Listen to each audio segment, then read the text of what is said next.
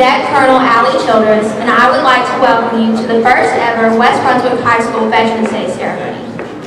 The JROTC program, band, chorus, and dance team have all worked very hard to put this presentation together for you. So please give them your undivided attention. Now today we have many guest speakers and school board members, including Dr. Pruden, our superintendent, Colonel Brendenkamp, Commander 504th Parachute Regiment, 82nd Airborne Division, and CSM retired Clapper. Please give them a round of applause for taking time out of their busy schedule to be here with us today.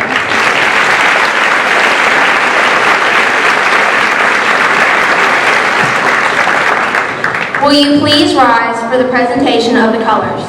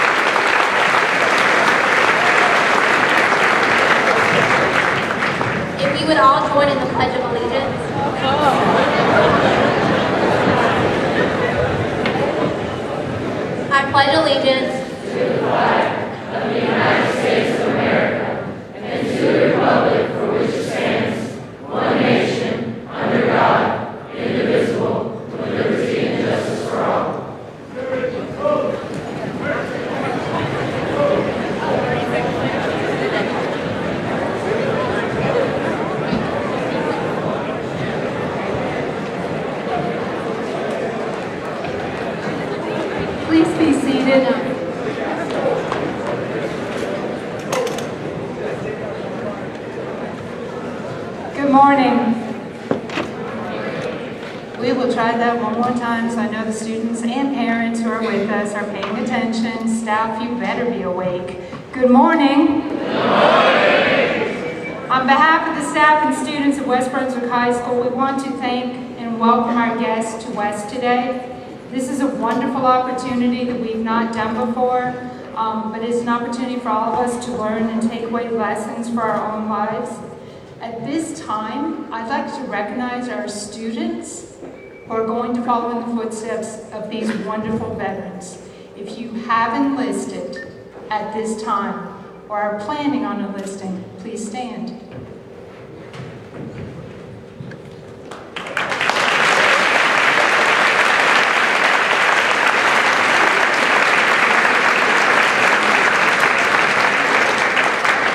Thank you. Best part about me speaking is I'm going to keep it short and sweet. So, in order to start this program and put the attention where we need to, I'm going to give a quote from John F. Kennedy. As we express our gratitude, we must never forget that the highest appreciation is not to utter words, but to live by them. Thank you.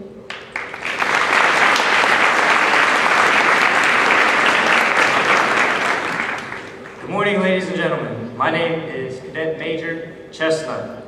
Being in the Army and part of the Army JROTC program, I'm very proud to welcome our veterans from Holden Beach VFW, Calabash VFW, and the Calabash American Legion.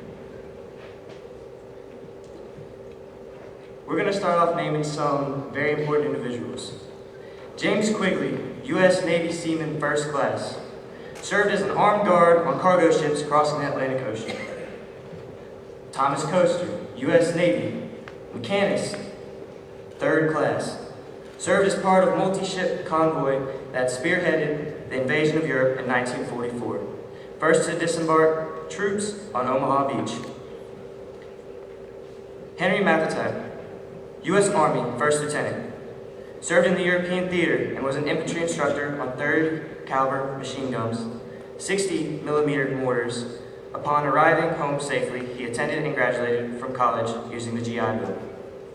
Charles A. Patterson, First Lieutenant, World War II veteran, served as an Army Air Corps pilot, also a prisoner of war. Charles E. Schneider, Private First Class, World War II veteran, also served in the Army Air Corps. George J. Vlasic, Staff Sergeant, U.S. Army, Korean War veteran, served in 24th ID. Members of his unit served on T.F. Smith. Frank M. Pinkerton, Corporal, U.S. Army, Korean War veteran. Dennis M. O'Brien, Specialist, U.S. Army, Cold War era veteran. George K. Bissett, Petty Officer 2nd, U.S. Navy, Vietnam War veteran, served as a Navy SEAL. Tony Nye, Airman First Class, U.S. Air Force, Vietnam era veteran.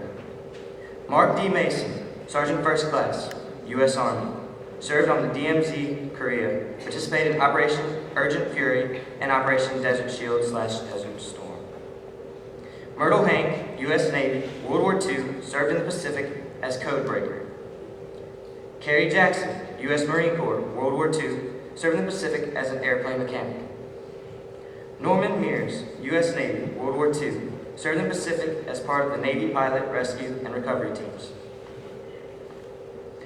Norman Duncan, U.S. Marine Corps, World War II, served in the Pacific and Okinawa. Jim Brown, U.S. Navy, World War II, served as top turret gunner on a B-24 in the Pacific. Jim Ramsey, U.S. Navy, served in the South Pacific. London Gore, U.S. Army, served in European theater under General George Patton, horse-drawn artillery. Bob Racing, Chief Warrant Officer 3rd, retired, U.S. Army, served 3 tours of Vietnam, and his wife, Deborah, are the founders of Warrior Ride, a local, state, and national nonprofit organization focused on helping our wounded warriors. Chuck Parks, U.S. Air Force, 1960-1966, served in Vietnam with the 1st Air Commandos at Bien Hoa. Benedict Lee, Sergeant, U.S. Army, served in Japan as part of the Far East Psychological Warfare Detachment. Sam Milano, Lieutenant Colonel retired, U.S. Army, served in Vietnam as part of the 46th Special Forces. Now to our distinguished guest, retired Command Sergeant Major Clapper. I had the distinguished privilege of talking and interviewing Mr. Clapper, and this is what I found out. Today I have the great honor of introducing a great American. His name is Command Sergeant Major retired Charles C. Clapper. Not only was he part of a movie known as Jumping Jack, but also served in 2 branches of the military. In 1943, Mr. Clapper was drafted into the United States United States Marines at the age of 18. At the time, he was living in Latuna, Pennsylvania. His training took place in San Diego. He says, and I quote, "They called it the Hollywood training, but I can promise you it was far from it." While in the Marines, he served in Guam and fought in Iwo Jima. He also was deployed to China for guard duty. He soon got out of the Marines and went out for the workforce. He realized quite quickly that he still wanted to serve his country, so he joined the U.S. Army for 20 years and soon retired. He said after World War II, work for veterans was slim. He had no choice but to join the military yet again. Mr. Clapper retired as a command sergeant major. He says that his favorite duty station was in China because at the time he was in the Marines and they were guarding American interests. Guard work in the Marines was 4 hours on, 8 hours off.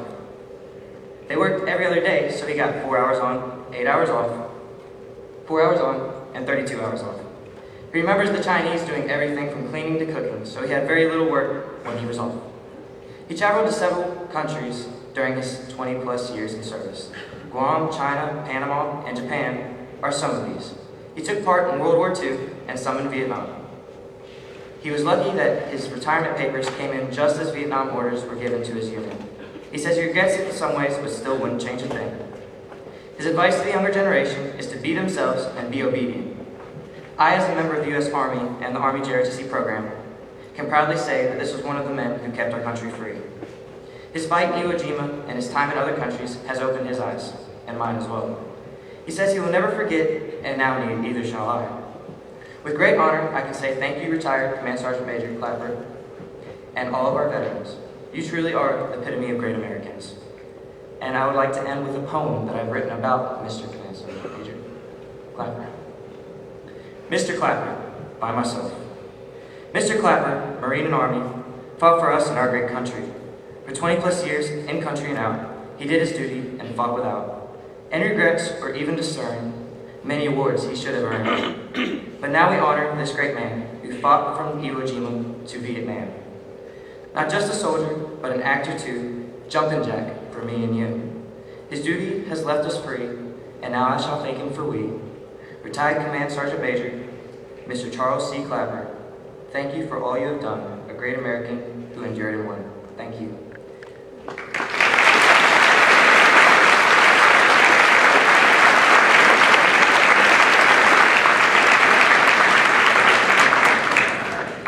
Now for some entertainment from the West Brunswick High School Band.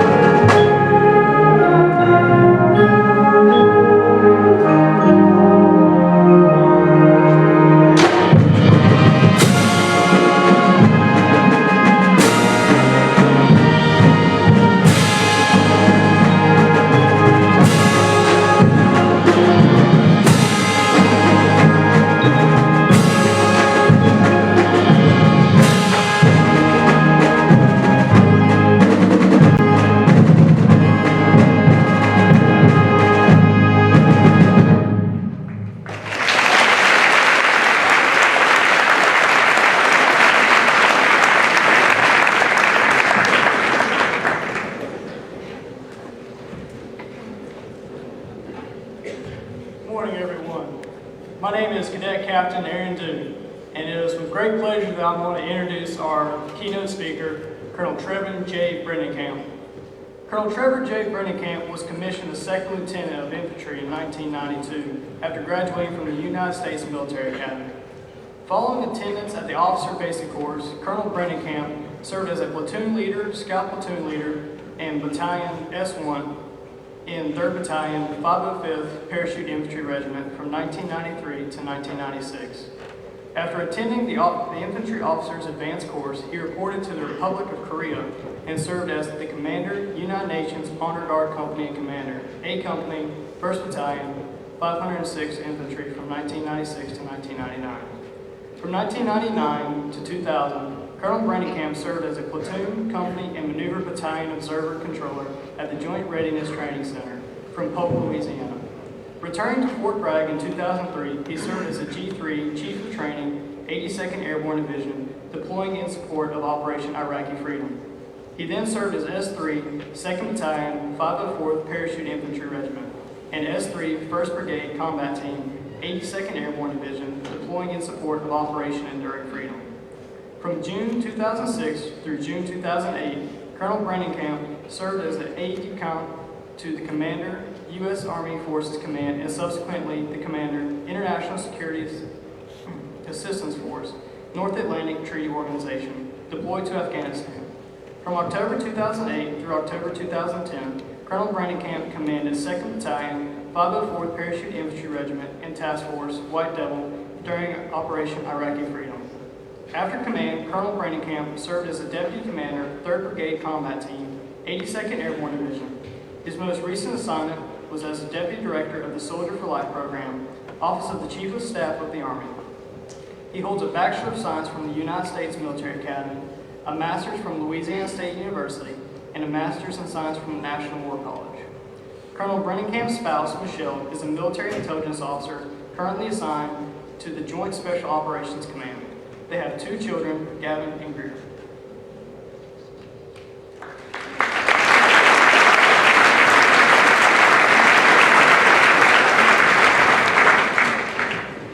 Well, I really appreciate that warm introduction, and it's hard to believe that 20 years goes by that fast. But it's an honor to be with you here today at West Brunswick High School. Thanks for having me.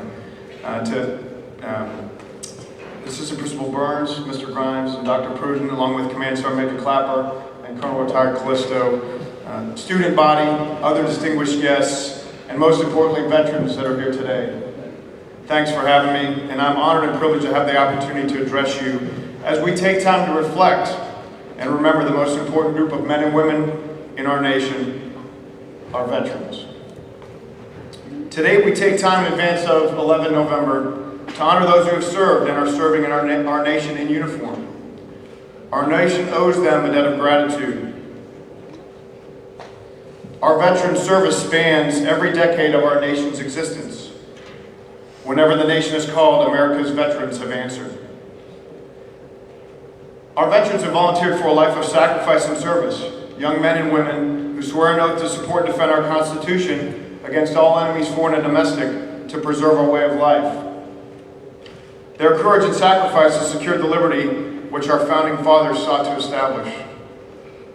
Having spent 4 of the last 9 years deployed to either Iraq or Afghanistan, I can honestly tell you that our soldiers, sailors, airmen, and Marines are living in austere environments, and they are preserving the freedom and ideals to which we hold so dear. The fact that we can have this ceremony and this event here today is just a testament to the foundation that our service members have set for us. Whether it was a revolution that needed to be won, a unit that needed to be preserved, our harbor that was bombed, or our country that was attacked, young Americans have answered the call. They have trained hard and earned a title: soldier, sailor, airman, and Marine. Veterans Day is important because we choose to honor and remember all those that have served, both in peacetime and in war. We owe them a debt that can never fully be repaid. Even today, as we sit here in West Brunswick High School auditorium, America's sons and daughters are serving in harm's way in Afghanistan and many other places around the world. Again, they are protecting our way of life, and we are thankful. We are thankful for the more than 700,000 veterans living in North Carolina and the more than 25 million in the nation. We are thankful for our veterans in the audience today who devoted some of the best years of their lives in the service of our great nation. They were prepared to give their life in our defense. Our veterans here today have served in World War II, Korea, Vietnam, the Cold War, Grenada, Iraq, and Afghanistan, around the world and here at home. I'd ask now that if all our veterans would please stand. Please join me in a round of applause for our veterans.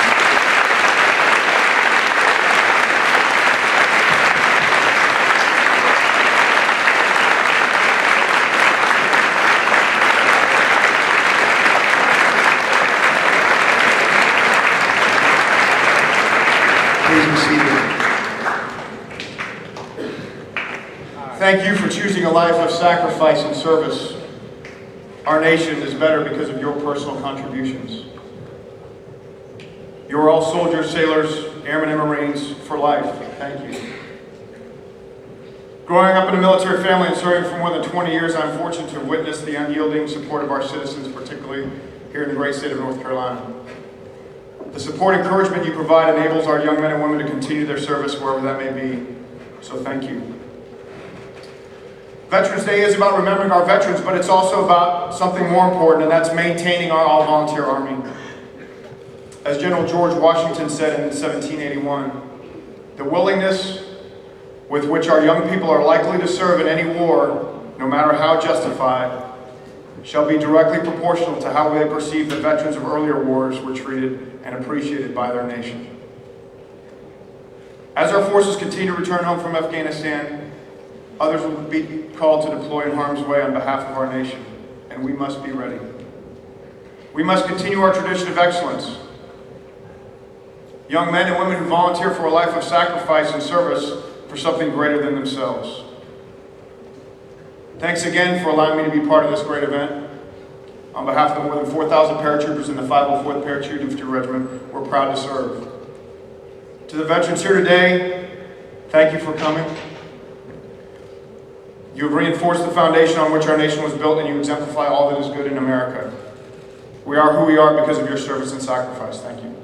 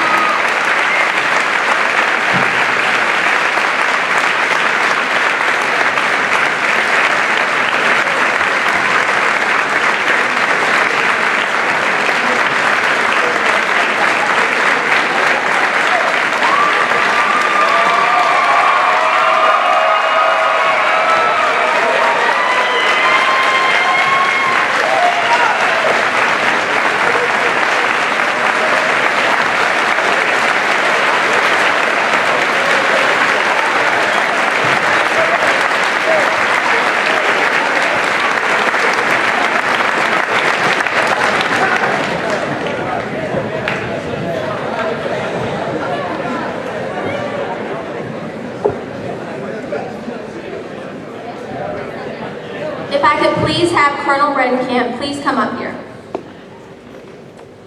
At this time, I would like to present a certificate of appreciation on behalf of the JROTC program to Colonel Bredenkamp for his outstanding service and loyalty to his country. Thank you for your service.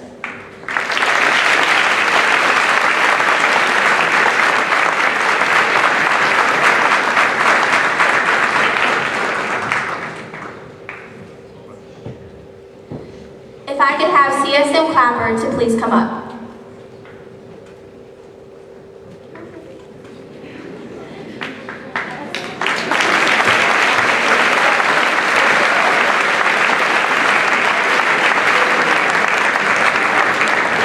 We also have another award to present on behalf of the JROTC Battalion to CSM Clapper, and the award will be presented by Colonel Bredenkamp. CSM Clapper served in the 504th Regiment, and Colonel Bredenkamp is currently the commander.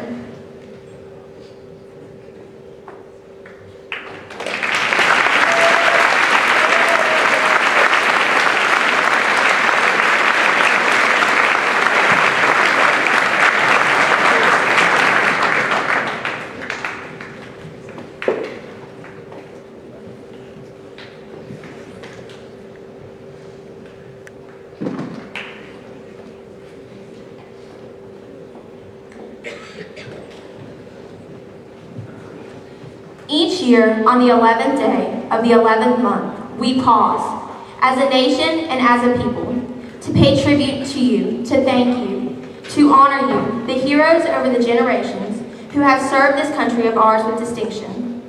Each year we lay a wreath to remember every service member who has ever worn our nation's uniform. And this day, first and foremost, belongs to them and their loved ones, to the father and the mother, the husband and wife, the brother and sister, the comrade and the friend, who when we leave here today, will continue to walk these quiet hills and kneel before the final resting place of those they cherish the most. On behalf of the American people, I say to you that the memory of your loved ones carries on not just in your hearts, but in ours as well. And I assure you that their sacrifice will never be forgotten. For it is in sacrifice that we see the enduring spirit of America. Since even before our founding, we have been blessed with an unbroken chain of patriots who have come forward to serve. Whenever America has come under attack, you've risen to her defense. Whenever our freedoms have come under assault, you've responded with resolve. Time and again, at home and abroad, you and your families have sacrificed to protect that powerful promise that all of us hold so dear: life, liberty, and the pursuit of happiness. Today, a proud nation expresses our gratitude, but we do so mindful that no ceremony or parade, no hug or handshake is enough to truly honor that service. For that, we must do more. For that, we must commit this day and every day to serving you as well as you served us. Thank you for your service.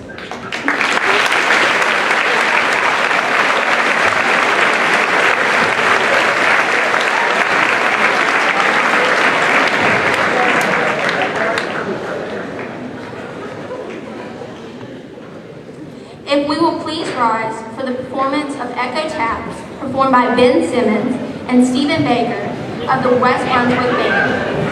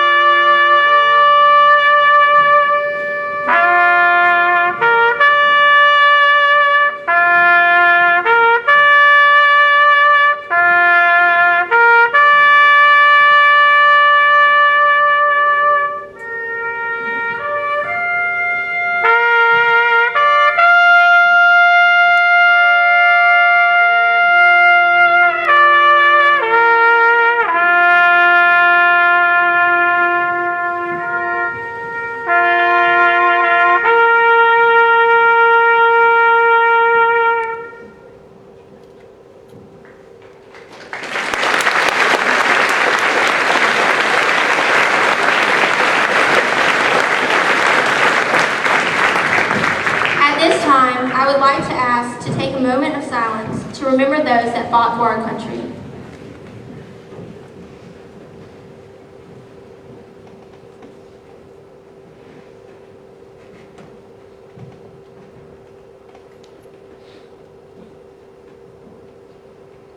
If we will please retire the colors.